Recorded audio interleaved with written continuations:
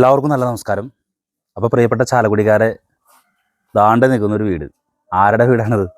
അതാണ് നമ്മുടെ ചാലക്കുടിയിൽ കമ്പ്യൂട്ടർ എന്ന് പറയുന്ന സംഭവം, അത് പഠിക്കാനായിട്ടുള്ളൊരു ഇൻസ്റ്റിറ്റ്യൂട്ട് എന്ന് പറയുന്ന ഒരു കാര്യത്തിലേക്ക് ആദ്യമായിട്ട് ചാലക്കുടിയിൽ കമ്പ്യൂട്ടർ പഠന ക്ലാസ്സൊക്കെ കൊണ്ടുവന്ന വൈത്തി മാസ്റ്റർ വീടാണത്. എന്താണ് മാസ്റ്റർ വീടിൻ്റെ മുന്നിൽ കമ്പ്യൂട്ടർ പഠിക്കാൻ വേണ്ടി വന്നാലോ? മാഷല്ല, ആരും ഒന്ന് പഠിപ്പിച്ചാലും ഞാൻ കമ്പ്യൂട്ടർ പഠിക്കില്ല. ഇത് വൈത്തി മാസ്റ്റർ മകൻ താ നിൽക്കുന്നൊരു ചുള്ളൻ, നമ്മുടെ പുതിയ മുഖത്തിലെ പൃഥ്വിരാജിൻ്റെ പോലെയില്ലേ അവൻ്റെ മുഖം കണ്ടു കഴിഞ്ഞാൽ നോക്കിയേ, അവന് ചിരി നോക്കൂ. ആള് പറയപ്പെടാതിരിക്കണ് ശ്രീറാം എന്ന് പറഞ്ഞു കഴിഞ്ഞിട്ടുണ്ടെങ്കിൽ ഉപ്പുലിയാണ്. ഇപ്പോൾ വളരെ ശാന്തനായിട്ടാണ് നിൽക്കണേ, പക്ഷെ പുള്ളി കൈകാര്യം ചെയ്യണ സംഭവം ഉണ്ടല്ലോ, ബാക്കി കാര്യങ്ങൾ നമുക്കേ ശ്രീറാമായിട്ട് പോയിട്ട് നമുക്ക് എന്താണ് ഈ റൺ എന്നുള്ളത് ചോദിച്ചറിയാം. നന്ദി, നമസ്കാരം. Off we go, here we go again. The novice Moto 2 is off now. Copper number 1 looks to be on course to take the whole shot. Does he cross the line, the 700 meters line that we're talking about? Sriram it is. He crosses that white line and he will take the name of the whole shot.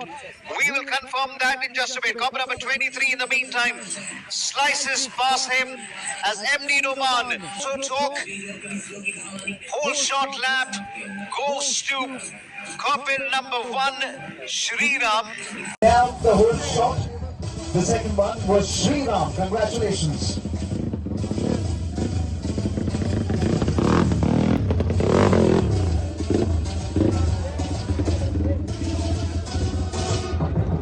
Well done, Sriram. Congratulations. Now, to encourage all the riders, Race Board have given nicely done. And I hope you get more of this one. Okay, let's start from number 3. ഇതാണ് നമ്മുടെ ചുള്ളൻ പയ്യൻ ശ്രീരാമൻ്റെ വീട്, അതായത് നമ്മുടെ വൈത്തി master വീട്. ഞാൻ ഈ വീട്ടിലേക്ക് വരുമ്പോൾ ഒരു ഒമിനി വാനിൽ നിന്ന് ഒരു ബൈക്ക് പുറത്തിറക്കാൻ ശ്രമിക്കുന്ന കാഴ്ചയാണ് കണ്ടത്. സംഭവം റേസിംഗ് കഴിഞ്ഞ് ക്ഷീണിതനായിരിക്കുന്ന ബൈക്കിനെ പുറത്തിറക്കാൻ ശ്രീരാമും സുഹൃത്ത് അർജുനും നടത്തുന്ന പരിശ്രമമാണ്. സംഭവം ഓഫ് റോഡ് റേസിംഗ് ബൈക്കുകൾ ഇങ്ങനെ മറ്റൊരു വാഹനത്തിലാണ് കൊണ്ടുപോകാൻ സാധിക്കൂ. എന്തായാലും നമ്മുടെ ശ്രീറാം ഒരു യമണ്ടനാണ്. റേസിംഗ് എന്ന് കേട്ടാൽ നമ്മൾ വിചാരിക്കുന്ന പോലെ റോഡ് പൊളി റേസിംഗ് അല്ല, ഇത് സംഭവം വേറെയാണ്. കൃത്യമായി പരിശീലനം നടത്തിയാൽ മികച്ച കരിയറായി വികസിപ്പിക്കാവുന്ന ഒന്ന്. അങ്ങനെ റേസിംഗ് കരിയറാക്കി മാറ്റി വിജയത്തിൻ്റെ സോപാനങ്ങളിലേക്ക് കയറിയ ഇങ്ങനെയൊരാൾ നമ്മുടെ ചാലക്കുടിയിലുണ്ട്. പുള്ളിക്കാരനായിട്ട് റേസിങ്ങിനെ പറ്റി ആകെ ടോട്ടൽ മൊത്തം സംഭാഷണം, അതാണ് പരിപാടി. സംഭാഷണം ഇത്തിരി നീളം കൂടുതലുണ്ട്. നീളം കൂടിയാലും പ്രശ്നമില്ല, സംഗതി വേസ്റ്റ് ആവില്ല. നമ്മുടെ യൂത്തന്മാരും അവരുടെ മാതാപിതാക്കളും കണ്ടിരിക്കേണ്ട സംഭവം തന്നെയാണ് ചാലക്കുടി റേസർ ശ്രീറാമുമായിട്ടുള്ള അഭിമുഖം. അപ്പോൾ പുതിയ സ്റ്റൈലിൽ അങ്ങോട്ട് തുടങ്ങാം. അപ്പോൾ എല്ലാവർക്കും നല്ല നമസ്കാരം. പുതിയൊരു സ്റ്റൈലിൽ തുടങ്ങാമെന്ന് വിചാരിച്ചു. ഞാൻ തന്നെ ഒറ്റയ്ക്ക് ഇരുന്ന് എടുക്കല പരിപാടിയായിരുന്നല്ലോ, ഒരു വെറൈറ്റി ആയിട്ട് ചെയ്യാമെന്ന് വിചാരിച്ചു. ഈ ഇരിക്കുന്നത് ഒരു കിടിലൻ ചെറുപ്പക്കാരനാണ്.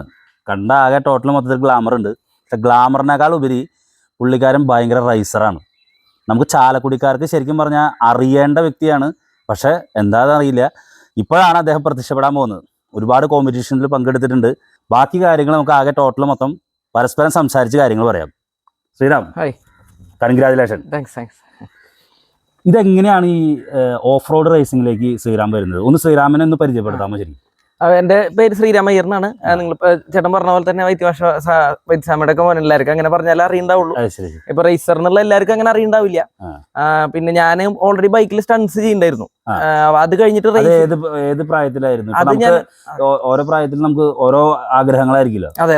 ഈ സ്റ്റൺസ് ചെയ്യാൻ തോന്നണ ആ ഒരു ടൈം എപ്പോഴായിരുന്നു? അതൊരു 2010-12 ആ ടൈമിലായിരുന്നു. എത്ര പ്രായം ഉണ്ടെന്ന്? അപ്പൊ അന്ന് ഞാനൊരു 10ാം ക്ലാസ് 11-12 ആ ടൈം ആയിരുന്നു. അത് കഴിഞ്ഞിട്ട് ഞാൻ പിന്നെ സ്റ്റോപ്പ് ചെയ്തു. 2014 കൂടിയിട്ട് സ്റ്റോപ്പ് ചെയ്തു. അതിൽ ഞാനൊരു ഇന്ത്യയിലെ നമ്പർ 1 ടീമിന്റെ കൂടെ ഒക്കെ ചെയ്തിട്ടുണ്ടായിരുന്നു, തമിഴ്നാട്ടിൽ കോയമ്പത്തൂരൊക്കെ. പിന്നെ അത് നിർത്തിയിട്ട് റേസിലേക്ക് വന്നത് നമ്മുടെ ചാലക്കുടിയിലുള്ള പലർക്കും അറിയാം, സന്യാസൻ ബുള്ളറ്റ് ഒക്കെ പണിയുന്നത് ആളുടെ മക്കളാണ് എന്നെ റേസിലേക്ക് കൊണ്ടുവന്നത്. പിന്നെ അത് ഞാൻ പ്രൊഫഷണലി വേറെ എനിക്ക് മാത്രമായിട്ട് ട്രെയിനറിനൊക്കെ വെച്ചു, പേഴ്സണൽ മെക്കാനിക്, പേഴ്സണൽ ട്രെയിനറൊക്കെ വെച്ച് പഠിച്ച് അങ്ങനെ കയറിപ്പോയി. അങ്ങനെയാണ് ഞാൻ റേസ് പ്രൊഫഷണലാവണേ. പിന്നെ ഇതിൽ കുറെ അച്ചീവ്മെന്റ്സ് ഉണ്ട്. ഒരു 19 ട്രോഫിയോളം കിട്ടിയിട്ടുണ്ട്. ഓൾ ഇന്ത്യ ലെവൽ പല രീതിക്ക് ഓടിച്ചിട്ടുണ്ട്. ഞാൻ വേറൊരു കാര്യം ചോദിച്ചോളൂ. ഇപ്പൊ നമുക്കറിയാം ശ്രീരാമനെ പോലുള്ള ആള് ഇപ്പൊ ശരിക്കും പറഞ്ഞ വൈത്തി മാസ്റ്റർ മകൻ എത്തിച്ചേരേണ്ട ഒരു മേഖലയുണ്ട്. ഒരു വിജ്ഞാന മേഖലയിലൂടെ വളർന്നു പോകേണ്ട ശ്രീറാം. അപ്പൊ ഇത് ഈ റേസിലേക്ക് വന്നു കഴിഞ്ഞപ്പോ ഫസ്റ്റ് തന്നെ ഫാമിലി കൂടെ ഒക്കെ അതെ അതെ അതെ. ഇതില് ഈ റൈസ് എന്ന് പറയുമ്പോ തന്നെ പേടിയാണ്. എവിടെയെങ്കിലും കൊണ്ടുപോയി വണ്ടി ഇടിച്ച് കയറ്റോ ഇതൊക്കെ ആയിരിക്കും പേടി. അപ്പൊ ഫാമിലിന്ന് എങ്ങനെയായിരുന്നു ഇപ്പൊ ഈ ബൈക്ക് എടുത്ത് ഇറങ്ങണം? ഇപ്പൊ ആദ്യം തന്നെ ഈ റൈസിംഗ് എന്ന് പറഞ്ഞിട്ടുണ്ടെങ്കിൽ നമ്മുടെ ഉള്ളിൽ തോന്നണല്ലോ. അപ്പൊ അത് തോന്നി കഴിഞ്ഞപ്പോ എന്തായിരുന്നു ഫാമിലി? അത് എങ്ങനെയാ വെച്ചാൽ ഇപ്പൊ ചെറുപ്പത്തിൽ അച്ഛന് കുറച്ച് വണ്ടികളോട് താല്പര്യം ഉണ്ടായി, പഴയ വണ്ടികൾ. ഇപ്പൊ ആൾക്ക് തന്നെ കുറെ ബുള്ളറ്റ്, വെസ്പ, സ്കൂട്ടർ അങ്ങനെയൊക്കെ ഉണ്ട്. അപ്പൊ എനിക്ക് കളക്ഷൻ ഉണ്ട്, ഞാൻ ചേട്ടന് കാണിച്ചു തരാം. അപ്പൊ അതിന് തന്നെ ബേസിക് ഒരു താല്പര്യം ഉണ്ടായിരുന്നു. പിന്നെ റേസിൽ ഫസ്റ്റ് വന്നപ്പോ ഇപ്പൊ എല്ലാ ഫാമിലിയും പറഞ്ഞു ഞങ്ങള് ബ്രാഹ്മിൻസ് ഇതൊക്കെയാണ്. ഈ ഫാമിലിയിൽ നിന്ന് വേറെ ആരും വന്നിട്ടില്ല. അപ്പൊ ഈ ഫീൽഡിൽ തന്നെ നോക്കണേ മൊത്തത്തില് കുറവാണ്. ഓൾ ഇന്ത്യ ലെവലിൽ നമ്മൾ എടുക്കുകയാണെങ്കിലും കുറവാ. അപ്പൊ പിന്നെ ഞാൻ പറഞ്ഞിട്ട് അച്ഛനാണ് തുടക്കം എനിക്ക് കുറച്ച് പൈസ ഒന്ന് സപ്പോർട്ട് ചെയ്തത്. അതെ അതെ. അപ്പൊ അങ്ങനെ കുറച്ച് സപ്പോർട്ട് ചെയ്തു. പിന്നെ അവർക്ക് ഇത്രയും പ്രൊഫഷണൽ ആയിട്ട് വരുന്നു എന്നുള്ളത് കുറച്ച് ലേറ്റ് ആയിട്ടാണ് മനസ്സിലായത്. അപ്പൊ അത് കഴിഞ്ഞ പിന്നെ ഇപ്പൊ അവർക്ക് കുറച്ചുകൂടി കാര്യങ്ങൾ പറഞ്ഞാൽ അവർക്ക് മനസ്സിലാവും. അങ്ങനെയൊക്കെ ഉണ്ട്. പിന്നെ എന്റെ ഫാമിലിയിലെ വലിയച്ഛനുണ്ട്, ആളൊക്കെയാണ് കുറെ ഹെൽപ്പ് ചെയ്യുക. ആൾക്ക് കുറച്ചുകൂടി ബെറ്റർ TVS-ലൊക്കെ പോകാനായിട്ട് ഹെൽപ്പ് ചെയ്തൊക്കെ ആളാണ്. അപ്പൊ അത് കാരണം ഈ ഫാമിലിയുടെ ഒരു സപ്പോർട്ടിലാണ് നമുക്ക് എങ്ങനെ വന്നാലും ഈ ഫീൽഡിൽ നിൽക്കാൻ പറ്റില്ല. കാരണം നല്ലൊരു എക്സ്പെൻസീവ് സ്പോർട്ട് തന്നെയാണ്. ശരിക്കും പറഞ്ഞിട്ടുണ്ടെങ്കിൽ സ്കൂൾ ലെവലില് പഠിക്കുന്ന സമയത്ത് ശ്രീരാമ് സ്കൂൾ ലെവലിൽ നിന്ന് ഈ മറ്റു കുട്ടികളുടെ മുന്നിൽ റൈസർ എന്ന് പറയുന്ന ഒരു വീരപരിവേഷം ഉണ്ടല്ലോ, അങ്ങനെ ഒരു വീരപരിവേഷത്തിലേക്ക് എത്താനായിട്ട് സാധിച്ചിട്ടുണ്ടായിരുന്നു. അത് കോളേജിലൊക്കെ ഉള്ളപ്പോഴും എനിക്ക് കോളേജ് സപ്പോർട്ട് ഉണ്ടായിരുന്നു. അപ്പൊ അവര് തന്നെ എനിക്ക് എല്ലാ ദിവസവും പോകാൻ പറ്റില്ല. കാരണം ഇതിന്റെ പിന്നിൽ കുറെ നമുക്ക് ഹാർഡ്ഷിപ്പ് ഉണ്ട്. വർക്ക്ഔട്ട് ചെയ്യണം, പ്രാക്ടീസ് ചെയ്യണം, വണ്ടിയുടെ ഈ പറഞ്ഞ പോലെ കുറെ മെക്കാനിക് കാര്യങ്ങളുണ്ട്. ഇതൊക്കെ നമുക്ക് ഗാരേജിൽ പോകണം, ടെസ്റ്റ് ചെയ്യണം. അപ്പൊ എനിക്കൊന്നും പോകാൻ പറ്റില്ല. അപ്പൊ തന്നെ അവിടെ പിള്ളേരുള്ള എല്ലാവരും എനിക്ക് സപ്പോർട്ട് ഉണ്ടായിരുന്നു. പിന്നെ അവിടെ ആയാലും ഒരു വെറൈറ്റി ആയിട്ട് പിന്നെ നമ്മളാണ് എന്താണ് റേസിംഗ് ആയാലും എന്തെങ്കിലും ചോദിച്ചാൽ MBA ആണ് ഞാൻ പഠിച്ചിട്ടുള്ളത്. പക്ഷെ റേസ് ഓടിക്കുന്ന ആൾക്ക് MBA ആവശ്യമില്ല. പക്ഷെ എന്നാലും ഞാനത് MBA എടുത്തു. നമുക്കത് ഇങ്ങനെ എന്തെങ്കിലും നമുക്കൊരു ബാക്കപ്പ് വേണം. നമ്മൾ പഠിപ്പോ കാര്യങ്ങളില്ലാണ്ട് മുമ്പോട്ടേക്ക് പോരുത്. ശരിക്കും പറഞ്ഞൊരു റേസർ ആവാൻ, ഇപ്പൊ ഡോക്ടർ ആവാൻ, എഞ്ചിനീയർ ആവാൻ എന്ന് പറയണ പോലെ ഒരു റേസർ എന്ന് പറയുന്ന സ്വപ്നത്തിലേക്ക് എത്തിച്ചേർന്ന നല്ലൊരു റേസർ ആവാൻ ഏറ്റവും അടിത്തട്ടിൽ നിന്ന് തുടങ്ങുമ്പോൾ നമുക്ക് എന്താണ് വേണ്ടത്? നമുക്ക് ബേസ് ആയിട്ട് വേണ്ട എത്ര ചെറുപ്പത്തിൽ തുടങ്ങാന്നുള്ളതാണ് ഫസ്റ്റ് കാര്യം. ഇപ്പൊ ഇതില് 3.5 വയസ്സ് തൊട്ടുള്ള കുട്ടികൾ ഇപ്പൊ വരുന്നുണ്ട്. 3.5 വയസ്സുള്ള അതിന് വേണ്ടിയുള്ള വണ്ടികളുണ്ട് അവർക്ക്. പുറത്തൊക്കെ അങ്ങനെയാണ്. 3.5, 4 വയസ്സ്, 5 വയസ്സുള്ള കുട്ടികളൊക്കെ ഉണ്ട്. അപ്പൊ അവിടെ നിന്ന് തന്നെ തുടങ്ങി കഴിഞ്ഞാൽ നമുക്കിത് സൈക്കിൾ ചവിട്ടണ പോലെ. അപ്പൊ നമുക്ക് അതേപോലെ ട്രാക്കുകൾ ഉണ്ട്. ഇപ്പൊ ജമ്പുള്ള ട്രാക്ക് സൂപ്പർ ക്രോസ് എന്ന് പറയും. അപ്പൊ ഞാനിപ്പോ ഓടിച്ചിരുന്നത് മോട്ടോ ക്രോസ് ട്രാക്കാണ്. പിന്നെ ഫ്ലാറ്റ് ട്രാക്ക് ഉണ്ട്, ബീച്ച് റേസ്, അങ്ങനെ പല ഇതുകളുണ്ട്. അപ്പൊ നമ്മൾ ഏതിലേക്കാണോ കോൺസെൻട്രേറ്റ് ചെയ്യണേ അതേപോലെ. അതൊന്ന് പറയാമോ ഇത് ഈ റൈസിലുള്ള ട്രാക്കുകളെ? ഇപ്പൊ നമ്മൾ ലോക്കൽ റേസ് എന്ന് പറയും. നോർമലി ഇവിടെ മഡ് റേസ് എന്ന് പറഞ്ഞാൽ ലോക്കൽ റേസ്. അത് ലോക്കൽ റേസ് നമുക്ക് എന്താ പറയാ ഇവിടുത്തെ ലോക്കൽ ടീമുകളായിട്ട് അങ്ങനെ നടത്തും. പിന്നെ പറഞ്ഞത് നാഷണൽ ലെവൽ ചാമ്പ്യൻഷിപ്പ് എന്ന് പറയും. അത് എന്ന് വെച്ചാൽ ഒരു 5 റൗണ്ട് 6 റൗണ്ടൊക്കെ ഒരു കൊല്ലം വരിക. അപ്പൊ അത് അതിന്റെ പ്രിപ്പറേഷൻ ഭയങ്കര വ്യത്യാസമുണ്ട്. റാലി എന്നൊക്കെ പറഞ്ഞാൽ 2 ദിവസം ഇവന്റ് 100-300 കിലോമീറ്റർ ഒക്കെ ഓടിക്കണം. പിന്നെ 1000-2000 കിലോമീറ്ററുള്ള റാലികളും ഉണ്ട്. സൂപ്പർ ക്രോസ് എന്ന് പറഞ്ഞാൽ ഏറ്റവും എളുപ്പത്തിൽ പറയുകയാണെങ്കിൽ ബാംഗ്ലൂർ ഡേയ്സില് ജമ്പുള്ള ട്രാക്ക്, അതിന് സൂപ്പർ ക്രോസ് എന്ന് പറയും. Super cross. അതിന്റെ വണ്ടിയും നമ്മുടെ പ്രിപ്പറേഷനും വേറെയാ. ബോഡി ആയാലും വണ്ടി ആയാലും പ്രാക്ടീസും കാര്യങ്ങളൊക്കെ വേറെ തന്നെയാണ്. പിന്നെ അതേപോലെ നമുക്ക് ബീച്ച് റേസ് ഉണ്ട്. അപ്പൊ അതൊക്കെ ഇപ്പൊ കൊച്ചിൻ കാർണിവൽ ഇതൊക്കെ ഇപ്പൊ നടക്കാൻ പോണ ഇവന്റുകളാ. അതൊക്കെ ഭയങ്കര വലിയ ആഘോഷമായിട്ട് അവിടെ അങ്ങനെ പല കാറ്റഗറീസിലായിട്ടാണ് ഇവന്റ്. അപ്പൊ ഓരോരുത്തർ ഓരോന്നിൽ സ്പെഷ്യലൈസ് ചെയ്യും. ഞാൻ ബീച്ച് ഓടിക്കില്ല, ഞാൻ super cross, rally, flat track, പിന്നെ ലോക്കൽ റേസ് അങ്ങനെ എല്ലാം ഓടിച്ചിട്ടുണ്ട്. അപ്പോൾ ചെറുപ്പം മുതലുള്ള ഒരു ആത്മവിശ്വാസം ചെറുപ്പത്തിൽ തൊട്ട് റൈസർ ആവാനായിട്ട് ശ്രമം നടത്തി കഴിഞ്ഞാവാം. പിന്നെ അതിനുശേഷം സെക്കൻഡ് ഘട്ടത്തിലാണല്ലോ നമുക്ക് ഈ ഉപകരണങ്ങൾ, സാധനങ്ങൾ, സംഗതികളൊക്കെ വേണ്ടത്. അതെങ്ങനെയാണ്? അതിനെപ്പറ്റി അതൊക്കെ ഏതൊക്കെ സാധനങ്ങളാണ്, എന്തൊക്കെയാണ്, അതിന് എത്രത്തോളം ചെലവ് വരും? ശ്രീരാമ് കടന്നു പോകുന്ന വഴികളിലൂടെയുള്ള അനുഭവം എന്താണ്? ഇപ്പൊ നമുക്ക് തുടക്കം എന്ന് പറഞ്ഞു കഴിഞ്ഞാൽ ഇതിൽ ഇത്ര ആൾക്കാർ സേഫ്റ്റി ഉപയോഗിക്കില്ലായിരുന്നു ആദ്യം. ഇപ്പൊ ബൂട്ടോ അല്ലെങ്കിൽ നീപ്പാടോ നമുക്ക് ഉപയോഗിക്കേണ്ട തുടക്ക കാലഘട്ടത്തിൽ ആൾക്കാർ ഓടിച്ചിട്ടുണ്ട്. അപ്പൊ ഞാൻ അന്ന് തന്നെ തീരുമാനിച്ചു ഇത് സേഫ്റ്റി ഇല്ലാണ്ട് വരില്ല എന്നുള്ളത് ഞാൻ അന്നേ തീരുമാനിച്ചതാ. അപ്പൊ അതിലും ഇതേപോലെ ബൂട്ടും കുറച്ച് സാധനങ്ങളൊക്കെ അങ്ങനെ അച്ഛനെ ഹെൽപ്പ് ചെയ്തിട്ടുണ്ട്. അപ്പൊ അന്ന് ഇപ്പൊ ഹെഡ് ടു ടോ ഞാൻ പറയണെങ്കിൽ ഹെൽമെറ്റ് ഉണ്ട്, ഗോഗിൾസ് ഉണ്ട്, പിന്നെ നെക്ക് ബ്രേസ് ഉണ്ട്. അപ്പൊ വെച്ചാൽ കഴുത്ത് മൂവ്മെന്റ് കുറയും, പക്ഷെ നമുക്ക് ഓടിയ അങ്ങനെ പ്രശ്നങ്ങൾ വരില്ല. അത് സപ്പോർട്ട് ചെയ്യും. പിന്നെ ചെസ്റ്റ് പാഡ് ഉണ്ട്, ജേഴ്സി, ഗ്ലൗസ്, എൽബോ പാഡ് ഉണ്ട്, നീ പാഡ്, പിന്നെ ബൂട്ട് ഉണ്ട്. അതിന് തന്നെ അത്യാവശ്യം വാങ്ങുമ്പോ തന്നെ ഒരു 1.5 ലക്ഷം 2 ലക്ഷം രൂപ കുറഞ്ഞത് വരും. നല്ലത് ഏറ്റവും. ഇപ്പൊ ബൂട്ട് തന്നെ എന്റെ ഉള്ളത് 2 ബൂട്ട് ഉണ്ട്. ആ ബൂട്ടിന് തന്നെ 1 ലക്ഷം രൂപയ്ക്ക് മുകളിൽ വരും. ഒരു ബൂട്ട് 65,000 രൂപ 55,000 രൂപയ്ക്കാണ് ഒരു ബൂട്ടിന്റെ വില. അപ്പൊ ഇത് അതെ, ഈ ബൂട്ട് എന്ന് പറഞ്ഞാൽ ഫോക്സിന്റെ ഇൻസ്റ്റിങ്ക്ട് എന്ന് പറഞ്ഞിട്ടുള്ള ബൂട്ടാ. ഇത് വേൾഡിൽ നമ്പർ 1 ബൂട്ടിലത്തെ ഒരു ബൂട്ടാണ്. ഇത് എത്ര രൂപ വരും? ഇത് 55,000 രൂപയുള്ള 55,000 രൂപയുടെ ബൂട്ടുണ്ടത്. അപ്പൊ ഇതെന്ന് പറഞ്ഞാൽ നമുക്ക് ബാക്കിയുള്ളത് പോലെ കുറെ കാലം നിൽക്കില്ല. നമുക്ക് ഇപ്പൊ എന്തെങ്കിലും ഇപ്പൊ വണ്ടിയിലൊക്കെ ഓടിക്കുമ്പോ എന്ത് വേണമെങ്കിൽ പറ്റാൻ പെട്ടെന്ന് കേടാവാൻ കാര്യങ്ങളൊക്കെ ഉണ്ട്. അപ്പൊ ഞാൻ അന്ന് തന്നെ വാങ്ങുമ്പോഴും ഇപ്പൊ 1-2 സെറ്റ് വാങ്ങി വെക്കും. അത് ഇനീഷ്യൽ ഇൻവെസ്റ്റ്മെന്റ് കൂടും, പക്ഷെ നമുക്ക് ഒരു ലോങ് ലാസ്റ്റിംഗ് ആയിട്ട് നമുക്ക് കാര്യങ്ങൾ കൊണ്ടുപോകാം. അല്ലെങ്കിൽ ഇത് കേടായ അടുത്ത് വാങ്ങാൻ ഓടണ്ടേ. അപ്പൊ അതേപോലെ തന്നെ പിന്നെ എന്താ പറയാ, നമുക്ക് എപ്പോഴും ഈ എൽബോ പാഡ്, നീ പാഡൊക്കെ ചിലപ്പോൾ ഇല്ലാണ്ട് ആൾക്കാർ ഓടിക്കും. അതൊക്കെ ഇപ്പൊ കുറച്ച് സ്ട്രിക്റ്റ് ആയി. അപ്പൊ എന്താ വെച്ചാൽ നമുക്ക് ഇഞ്ചുറികൾ പറ്റില്ല. ഇപ്പൊ ഞാൻ അതുകൊണ്ട് എനിക്ക് വേറെ മേജർ ആയിട്ട് ഇഞ്ചുറീസ് പറ്റിയിട്ടേ ഇല്ല. അപ്പൊ ഒരു 1.5-2 ലക്ഷം രൂപയുടെ അടുത്ത് എന്തായാലും വരും, ഗിയേഴ്സിന് വരും.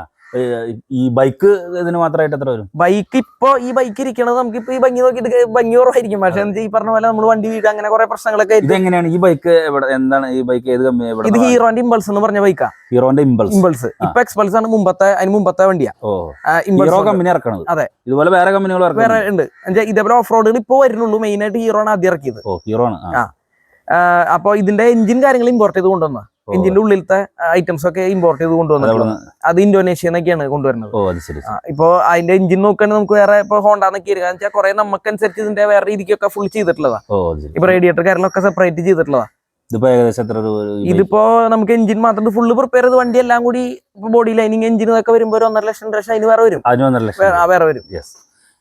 ഇത്രയും സാമഗ്രികളുമായിട്ട് ശ്രീറാം ആദ്യം ഇറങ്ങിയ ചാമ്പ്യൻഷിപ്പ് ഓർമ്മ ഏത് വർഷമായിരുന്നു? എങ്ങനെയായിരുന്നു അതിന്റെ ഒരു എക്സ്പീരിയൻസ്? ആദ്യം ഇറങ്ങിയത് 2016 അത് അടൂര് ഒരു ഇവന്റ്, ലോക്കൽ ഇവന്റ് ആയിരുന്നു.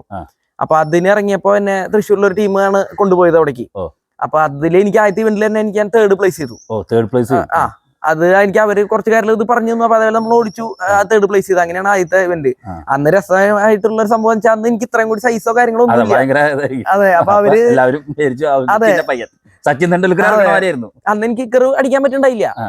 കിക്കർ പോലും വന്നിട്ട് വേറെ ആൾ സ്റ്റാർട്ട് ചെയ്ത് തന്നിട്ട് സ്ലോ സ്പീഡ് കൂട്ടിച്ച് ഞാൻ ഓടിച്ചത്. അതെ, അപ്പൊ അന്നുണ്ടായിരുന്നിട്ട് അവരെനിക്ക് പ്രോട്ടീൻ ഒക്കെ തന്നു. കാരണം ഫസ്റ്റ് അടിച്ച ആൾക്കല്ല, അത് ഇങ്ങനെയെങ്കിലും കഴിച്ചിട്ട് നന്നാവട്ടെ എന്നിട്ട്. കാരണം നോൺ വെജ് കഴിക്കില്ലല്ലോ. അപ്പൊ അതിൻ്റെതായിട്ടുള്ള പ്രശ്നങ്ങളുണ്ട്.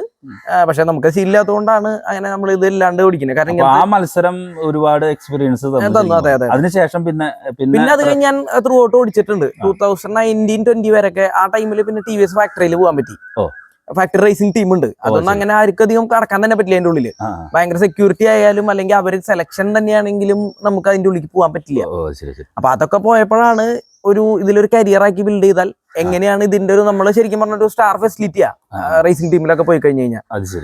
അതേപോലെ പിന്നെ കൊറോണ ഒക്കെ വന്ന് മാറി. പിന്നെ 23 ഹീറോ നടത്തിയ ഇവന്റിൽ ഓൾ ഇന്ത്യ ലെവലിൽ 100 റൈഡേഴ്സിന് എടുത്തു. അതിൽ 8th ഞാൻ ഫിനിഷ് ചെയ്തു. 8th ഫിനിഷ് ചെയ്തു. പിന്നെ അതിന്റെ ഇടയ്ക്ക് ട്രെയിനിങ് കൊടുത്തു. ഒരാൾ നാഷണൽ ചാമ്പ്യൻഷിപ്പ് ഒടിപ്പിച്ചു. എന്റെ ഫ്രണ്ട് തന്നെയാണ്. പിന്നെ ട്രാക്ക് ബിൽഡ് ചെയ്തിട്ടുണ്ട്. അങ്ങനെയൊക്കെ ചെയ്തിട്ടുണ്ട്. പിന്നീട് അതിനുശേഷം പങ്കെടുത്തതിൽ ഏറ്റവും ഓർമ്മയിൽ നിൽക്കുന്ന ഒരു ചാമ്പ്യൻഷിപ്പ്, ഏറ്റവും പ്രധാനപ്പെട്ട ചാമ്പ്യൻഷിപ്പ് നേട്ടം കൊയ്ത് ഏതാണ്? എനിക്ക് എല്ലാത്തിലും കിട്ടിയിട്ടുണ്ട്. പക്ഷെ എനിക്കത് ഓർമ്മയിലുള്ളത് എപ്പോഴും നമ്മൾ ആദ്യമായിട്ട് ഒരു പുതിയൊരു കാര്യം ചെയ്യുന്നത്. അപ്പൊ എന്റെ ഒരു എന്താ പറയാ ലോക്കൽ ഒരു ബൈക്ക് ഉണ്ടായിരുന്നു, സുസുക്കി ഫിയറോ എന്ന് പറഞ്ഞിട്ടുള്ള ബൈക്കാ. അതിലാണ് നാഷണൽ റാലി ചാമ്പ്യൻഷിപ്പ് ഓടിക്കുന്നത് 2017. അപ്പൊ അത് എനിക്ക് എങ്ങനെയാന്ന് പോലും അറിയില്ല. എന്താണ് ഈ റാലി എന്നുള്ളത് അറിയില്ല. അപ്പൊ ചിലപ്പോ അറിയാം ചാലക്കുള്ള തങ്കച്ചൻ എന്നൊരു വർക്ക്ഷോപ്പ്. അപ്പൊ ആള് പിന്നെ എറണാകുളത്തിൽ ബിനു ജോൺ എന്ന് പറഞ്ഞിട്ട് ചേട്ടൻ. അപ്പൊ ഇവരാണ് എനിക്ക് റാലിനെ കുറിച്ച് പറഞ്ഞു തരിക. അപ്പൊ അവർക്ക് റാലി ഓടിച്ചിട്ടുള്ള 90s. അപ്പോ എനിക്കിത് എന്താ അറിയില്ല, ഇവര് പറഞ്ഞു തന്നു ഇങ്ങനെ പോകുമ്പോൾ 2 ദിവസം ഇവന്റ് ഇന്നെ പോലെ ഓടിക്കണം കാര്യങ്ങൾ ഇതൊക്കെയാണ് പറഞ്ഞു തന്നെ. പക്ഷെ ആരും ഉണ്ടായില്ല. അന്ന് ഒറ്റയ്ക്കാണ് ഞാൻ വണ്ടി എടുത്തുള്ളൂ. ആ ബൈക്ക് ഇപ്പോഴും ഉണ്ട് എന്റെ അടുത്ത്. അപ്പൊ അതിൽ പോയി ഓടിച്ചിട്ട് അന്ന് എനിക്ക് കാലിനൊരു ഇഞ്ചുറി ഉണ്ടായിരുന്നു. അത് പക്ഷെ മുമ്പ് ചെയ്തൊക്കെ മാറിയതായിരുന്നു. പക്ഷെ എനിക്ക് ഇപ്പോഴും അത് പ്രശ്നമുണ്ട്. അപ്പൊ അതിൽ നമ്മൾ ഓടിക്കുന്ന ടൈമിൽ അവിടേക്ക് പിന്നെ പെയിൻ വന്നിട്ട് നമുക്ക് നിർത്താൻ പറ്റില്ല. കാരണം അതിൽ ഓരോ സെക്കൻഡ് വിലപ്പെട്ടത് റാലിയിൽ ടൈമിംഗ് ആണ്. അപ്പൊ ആ പെയിനോട് തന്നെ നമുക്ക് ഇത്രയും ഒരു 100-300 കിലോമീറ്റർ ഞാൻ ഓടിച്ച് ഫിനിഷ് ചെയ്തു. അതും നമുക്ക് അവിടെ പോകുമ്പോൾ അറിയണേ ബാക്കപ്പ് ടീം വേണം, അങ്ങനെ കാര്യങ്ങളൊക്കെ. അപ്പൊ ഞാൻ അവിടെ പോയി കഴിഞ്ഞ് ഒറ്റയ്ക്കാന്ന് അറിഞ്ഞിട്ട് വേറെ ലോക്കൽ ഇവന്റ് അതിന് മുമ്പ് ജയിച്ചിട്ടുണ്ടായി. അതിലത്തെ ആൾക്കാർ എന്നെ അവിടെ നിന്ന് സപ്പോർട്ട് ചെയ്ത് അങ്ങനെയാണ് പിന്നെ എനിക്ക് അവിടെ നിന്ന് സ്പോൺസർ ചെയ്ത് അവരെന്നെ സപ്പോർട്ട് ചെയ്തു. കാരണം നമുക്ക് അറിയില്ല ലോക്കൽ ഇവന്റ് പോകണം. ഞാൻ ഒറ്റയ്ക്ക് ബൈക്ക് ഓടിച്ചോണ്ട് പോയി. അവിടെ വേണ്ട വലിയൊരു ക്രൂ ടീം തന്നെ വേണം റാലി എന്ന് പറയുമ്പോൾ. നമുക്ക് ഇത്രയും ദൂരം ഓടിക്കണ്ടേ. അപ്പൊ ഇത് വെള്ളം തരാൻ പോലും എനിക്ക് അറിയില്ലായിരുന്നു. അതൊക്കെ ഭയങ്കര എക്സ്പീരിയൻസ് ആണ്. ലേറ്റസ്റ്റ് പങ്കെടുത്തതാണ്? ലേറ്റസ്റ്റ് ഇപ്പൊ ഞാൻ കഴിഞ്ഞു വന്നിട്ടുള്ളൂ. അത് സിംഗിൾ ഇവന്റ്. അത് വലിയൊരു ഇവന്റ്. ഇന്ത്യൻ പ്രോ മോട്ടോക്രോസ് എന്ന് പറഞ്ഞിട്ട് IMX എന്ന് പറഞ്ഞിട്ട് ഫസ്റ്റ് ടൈമാണ് അങ്ങനത്തെ ഒരു ഫോർമാറ്റിൽ. ടൈമിംഗ് ഫോർമാറ്റ് ആണ് അത്. സാധാരണ ലാപ്പ് ആയിരിക്കും. എല്ലാവർക്കും അറിയാം ലാപ്പാണ് വരിക. ഇത് ടൈമാണ്. അപ്പൊ ടൈമിംഗ് ഫോർമാറ്റ് ആദ്യം നമുക്ക് കൺഫ്യൂസിങ്, ആൾക്കാർക്ക് അറിയില്ല. അപ്പൊ ഈ ഫോർമാറ്റ് പുറത്തുള്ള ഫോർമാറ്റാ. പിന്നെ അതിൽ തന്നെ ഹോൾ ഷോട്ട് വിന്നർ എന്ന് പറയും. ഹോൾ ഷോട്ട് ഹോൾ ഷോട്ട് എന്ന് വെച്ചാൽ നമ്മൾ ഗ്രൂപ്പ് സ്റ്റാർട്ടാണ്. ആ സ്റ്റാർട്ട് എടുത്ത് പോയിട്ട് അവരൊരു ഇപ്പൊ അതും ലെങ്തിയസ്റ്റ് ഹോൾ ഷോട്ടാ 700 meters ആയിരുന്നു. അപ്പൊ അത് ആദ്യം ആരെ ക്രോസ് ചെയ്ത് പോണെന്നുള്ളതിലാണ് അവർ നോക്കും. പ്ലസ് അല്ലാണ്ട് വിൻ ചെയ്യണതിൽ നോക്കും. അപ്പൊ ആ ഒരു കാറ്റഗറി ഇന്ത്യയിൽ ആദ്യമായിട്ടാണ് വന്നേക്കണേ. അതിലത്തെ ഒരു കാറ്റഗറി എനിക്ക് വിൻ ചെയ്യാൻ പറ്റി, ബാംഗ്ലൂർ. ഇപ്പൊ അത് കഴിഞ്ഞിട്ട് അതെ.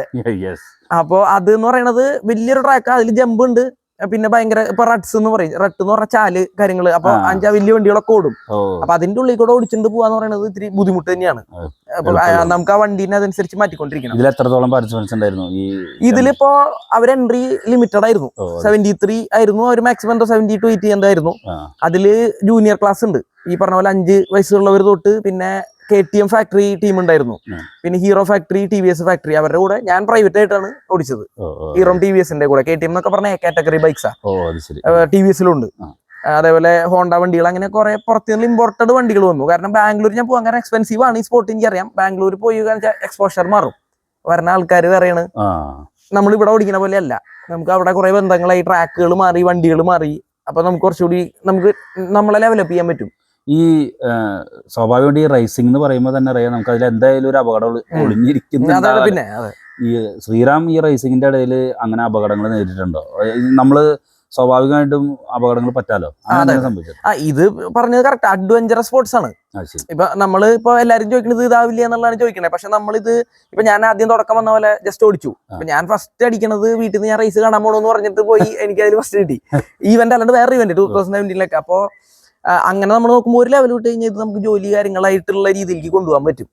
അപ്പൊ അങ്ങനെ വരുമ്പോൾ അപകടം എന്നുള്ളതിൽ നമ്മൾ മാറി ചിന്തിക്കണം മെയിനായിട്ട്. പിന്നെ ഇതിലുണ്ട്, ഞാൻ കണ്ടിട്ടുണ്ട്, ഇതിൽ ആൾക്കാർ മരിച്ചിട്ടുള്ളവരുണ്ട്. ഞാൻ പോയി ഇവന്റിൽ വേറെ ബൈക്ക് വേറെ ആളുടെ മുകളിൽ വന്ന് വീണിട്ട് കഴുത്തൊക്കെ ഒടിഞ്ഞ് മരിച്ചവരുണ്ട്.